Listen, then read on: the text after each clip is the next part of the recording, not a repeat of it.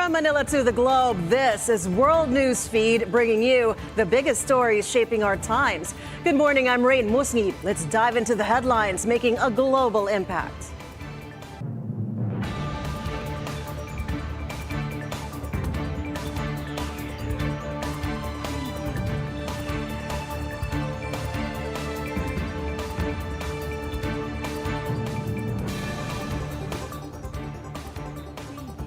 We begin in Syria, where Prime Minister Mohammad Ghazi Jalali has agreed to hand over power to the Syrian Salvation Government, or SSG, while opposition leader Mohammed al-Bashir has been tasked with forming a new Syrian government.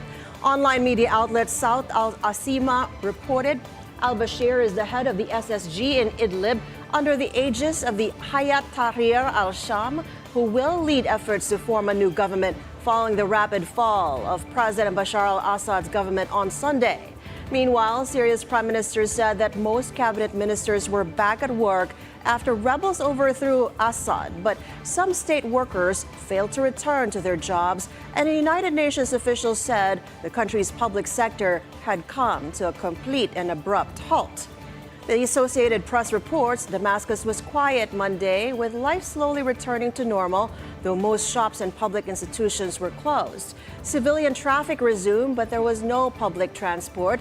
Long lines formed in front of bakeries and other food stores. A UN official said nearly 2 days after rebels entered the capital, some key government services had shut down after state workers ignored calls to go back to their jobs, causing issues at airports and borders and slowing the flow of humanitarian aid. In Aleppo, people trapped in fear inside their homes for a long time have started to go out, but residents recognize there are still challenges to overcome. For the past 5 or 6 days, we've had no electricity. Now it only comes for 2 hours every 24 hours, so we barely see it. There's no water at all, it comes once every 5 days. This is the situation. We don't know anything anymore. We just want stability in the end, that's all. Rebel leader Ahmad al-Shara, who was long known by his nom de guerre Abu Muhammad al-Jalani, also met for the first time with Prime Minister Jalali, who stayed in Syria when Assad fled. The rebel alliance is now in control of much of the country. The alliance is led by Jalani, a former senior al-Qaeda militant who severed ties with the extremist group years ago and has promised representative government and religious tolerance. The rebel command said they would not tell women how to dress. In response, U.S. Secretary of State Antony Blinken said statements by rebel leaders toward building inclusive governance are welcome, but that the real measure will be in the action they take. On Monday, Blinken warned that the Islamic State will try to use this period to reestablish capabilities in Syria. He said the United States is determined not to let that happen. Now, the United States has clear and enduring interests in Syria. We have a strong interest in preventing the reemergence of ISIS, given the death and destruction that it's wrought for so long. We have a clear interest in ensuring that whatever weapons of mass destruction or components are left in Syria do not fall into the wrong hands. We have a clear interest in doing what we can to avoid the fragmentation of Syria, mass migrations from Syria, and, of course, the export of terrorism and extremism. The United Nations echoes the U.S. in saying the Syrian people have to be the ones to choose their future, saying they want to see the best possible future for the Syrian people. The UN refugee chief also called for patience as millions of Syrian refugees displaced by the 13-year civil war weigh a possible return to the country after the toppling of autocratic leader Assad. We want to see the best possible future for the Syrian people, one that they choose themselves, one that is inclusive, one is fully respective of the rights of minorities. People who want to return home should, wherever they are in the world, need to do so voluntarily, freely, and in full dignity. We have been present in Syria for a long time, and whether it's our UNHCR colleagues, our IOM colleagues, or other we will assist the Syrian people as they wish to return home in whatever way we can. Meanwhile, European countries were putting asylum applications from Syrians on hold until further notice. The decision affects tens of thousands of open claims with Germany, the UK, Italy, Norway, Denmark, Austria, and the Netherlands. Turkey is opening its Yagi border gate with Syria to manage the safe and voluntary return of the millions of Syrian migrants it hosts. The NATO member hosts some 3 million Syrian migrants and refugees, making it the biggest host of Syrians who have fled the civil war.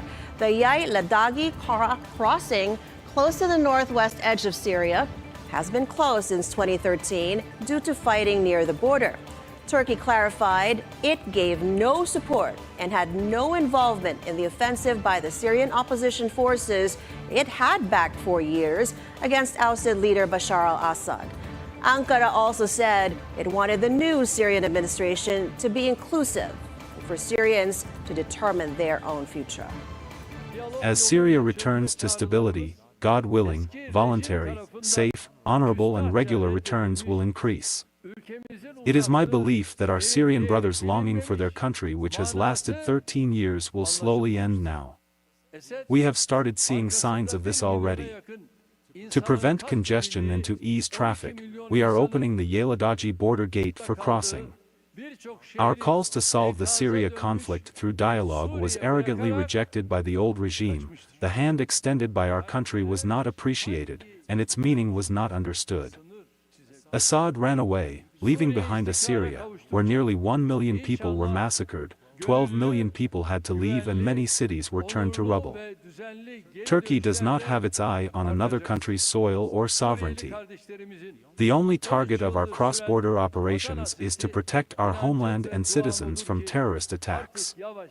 Neither the Kurdistan Workers' Party militia and its extensions in Syria, nor Islamic State are our country's counterparts. On the contrary, they are its opponents. Syria's territorial integrity must certainly be protected. Syria belongs to Syrians with all their ethnic, religious, and sectarian identities. The ones who will decide Syria today and its future are the people of Syria. Israel also says it had no interest in interfering in internal Syrian affairs and was only concerned with defending its citizens. Israel plans to step up airstrikes on Syrian forces of advanced weaponry and keep a limited troop presence on the ground in hopes of heading off any threat that could emerge in the fallout of Assad's overthrow. Defense Minister Israel Katz said the military would destroy heavy strategic weapons throughout Syria, including surface-to-air missiles, air defense systems, surface-to-surface missiles, cruise missiles, long-range rockets, and coastal missiles. Tel Aviv said that airstrikes would persist in the coming days. We are taking all the actions necessary to try to ensure our security with regard to the new situation created in Syria. I instructed the IDF to seize the buffer zone between us and Syria and the positions controlling and adjacent to it. And the State of Israel is establishing its position as a center of power in our region as it has not been for decades. Those who cooperate with us benefit greatly. Those who attack us lose big. We want to see Syria a different Syria, both for our benefit and for the benefit of the people of Syria. Israel's UN Ambassador Danny Danon wrote in a letter to the United Nations Security Council that it has taken limited and temporary measures in a demilitarized strip bordering Syria to counter any threats, particularly to residents of the Israeli-occupied Golan Heights. He said Israel remained committed to the framework of a 1974 separation of forces agreement. The Israeli premier, though, seems to have set a different tone on Golan Heights. Our control of the Golan Heights guarantees our security, it guarantees our sovereignty. And on this occasion, I would like to thank my friend, President-elect Donald Trump, for responding to my request to recognize Israel's sovereignty over the Golan Heights in 2019. Today, this historic recognition takes on a different validity and a further importance. The Golan Heights will forever be an inseparable part of the State of Israel. Meanwhile, Israel is now more optimistic about a possible hostage deal in Gaza, Foreign Minister Gideon Sarr said on Monday that amid reports that Hamas had asked for lists of all hostages still held by militant groups in the Palestinian enclave, Tel Aviv said indirect negotiations were underway about the return of about 100 hostages and that while it was still too early to be sure, prospects had improved. We turn over every stone and will not relent for a moment from the sacred mission of returning all our hostages, living and dead alike. After the fall of the regime in Damascus, Hamas is more isolated than ever. After the fall of the regime in Damascus, Hamas is more isolated than ever. It hoped for the consolidation of the arenas, instead it got the disintegration of the arenas. It expected help from Hezbollah, we took it from him. It expected help from Iran, we took that from him as well. It was expecting help from the Assad regime, well that won't happen anymore.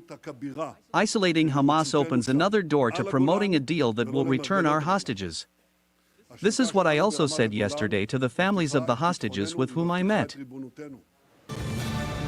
When we come back, our second big headline, this time from Haiti, when your World Newsfeed returns. This is BNC.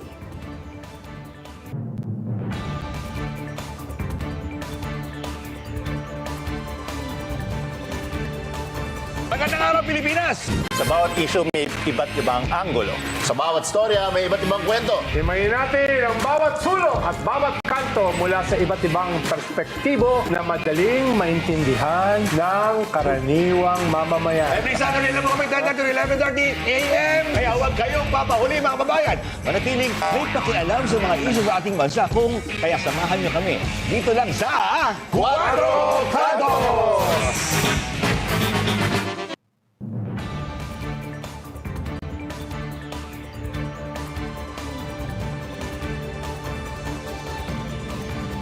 Welcome back to World Newsfeed. In Haiti, an armed gang is reported to have killed at least 184 people, including 127 elderly men and women in the capital Port-au-Prince over the weekend. The National Human Rights Defense Network said 110 were aged over 60, and those trying to save the elders were also killed in the Wharf Jeremy neighborhood in Cité Soleil. The NGO accused Wharf Jeremy gang leader Monel Micano Felix of planning the attack and suspected his child had been made ill using witchcraft. Tight gang control, including the restriction of mobile phone use, has limited residents' ability to share information about the massacre. The armed groups are accused of indiscriminate killings, gang rapes, ransom kidnappings, and fueling critical food shortages. The government, riven with political infighting, has struggled to contain gangs' growing power in and around the capital. The United Nations Secretary General condemned the continued gang violence and loss of life, calling on Haitian authorities to bring perpetrators to justice, and urged UN member states to provide missions there with financial and logistical support.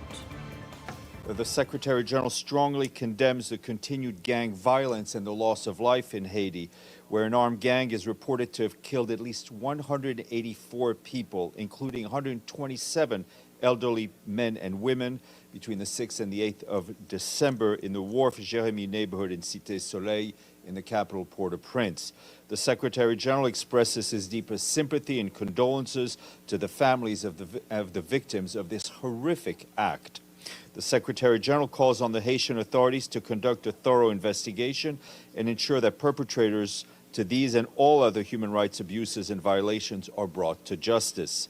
The Secretary General reiterates once again his pressing call to member states to provide the multinational security support mission the financial and the logistical support required to successfully assist the Haitian National Police in addressing gang violence. He also calls on all Haitian stakeholders to accelerate progress in the political transition. Meanwhile, South Korean President Yoon Suk-yeol has been banned from leaving the country over a failed attempt at imposing martial law. A Justice Ministry official, Bae Sang-up, told the committee the travel ban order has been executed. And while Yoon survived an impeachment vote in Parliament Saturday, His party's decision to delegate presidential authority to the prime minister has plunged the key U.S. ally into a constitutional crisis. Yoon has apologized for the botched attempt and said he was leaving his political and legal fate to his ruling People Power Party, but has not resigned. Local media reports he has become a subject of a criminal investigation. Meanwhile, on Monday night, thousands of demonstrators in Seoul braved the cold once more to demand Yoon be impeached, saying it was not enough to just apologize for trying to impose martial law last week. Prosecutors must conduct a thorough investigation on Yoon Suk-yeol. And for everybody that can, I think all of the people should gather at the protest to impeach, instead of letting him resign. We should do a referendum and impeach him. First of all, I wondered whether it was the right thing for a president of a country to use his authority to preserve his own safety, not for his people. I'm angry about that, and that's why I came here tonight. The president's statement cannot be that short and just saying, sorry. It's not supposed to end just like that.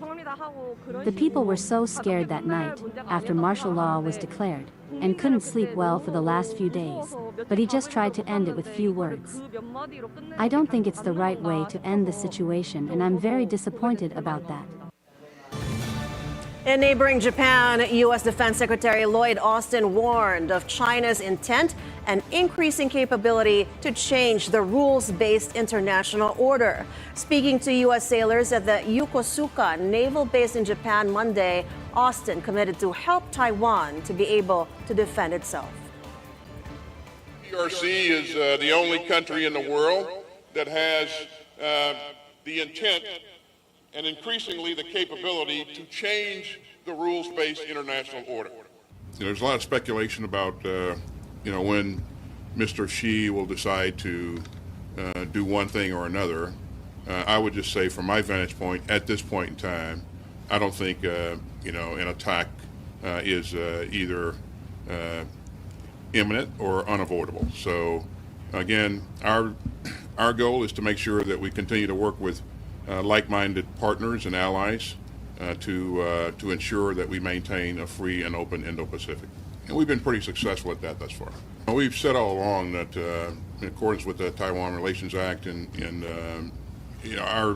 our commitment is that we will continue to help Taiwan obtain the ability or the capability that it needs to be able to defend itself. And that's been our work throughout. We don't want to see any kind of unilateral change to the status quo in the Taiwan Strait.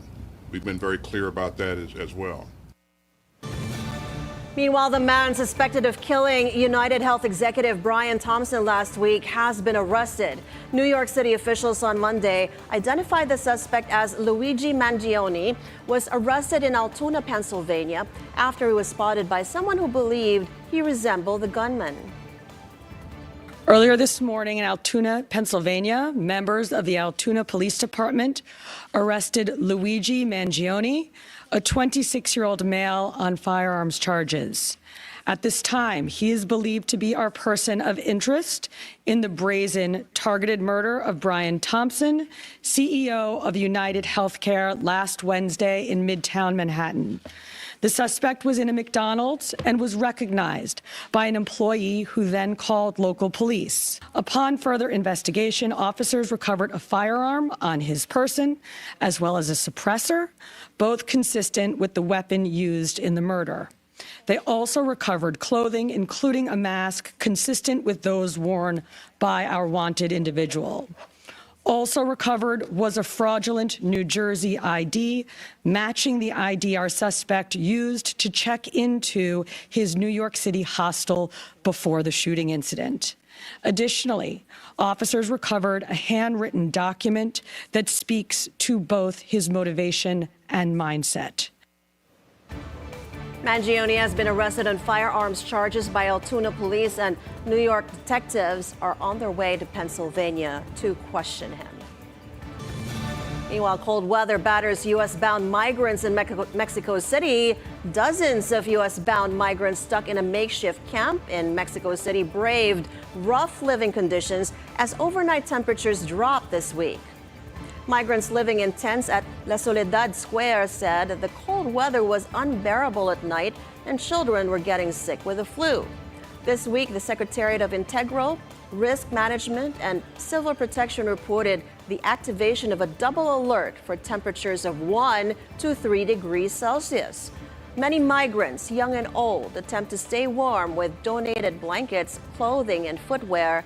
They have expressed anxiety over heightened entry challenges as U.S. President-elect Donald Trump's administration could tighten border security and limit asylum avenues. On to entertainment news now. The nominations for the highly anticipated Golden Globes 2025 are here. The nominees for Best Limited Series include Baby Reindeer, Disclaimer, Monsters, The Lyle and Eric Menendez Story, and The Penguin. Up for Best Drama Series are The Diplomat, Shogun, Slow Horses, and Squid Game.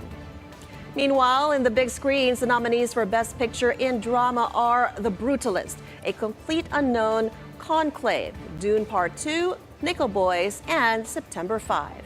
While in the running for Best Picture in Musical or Comedy are Anora, Challengers, Emilia Perez, A Real Pain, The Substance, and The Wicked. Other notable nominees include Ariana Grande as Best Supporting Actress and Pamela Anderson's first Golden Globe nomination as Best Female Actor in a Motion Picture Drama. Golden Globes will announce its winners on January 5th, 2025, hosted by Nikki Glazer. Finally, a new social media platform is gaining 1 million new users each day. Blue Sky poses to be a direct competitor of Elon Musk's X, for those who did miss the good old days of Twitter.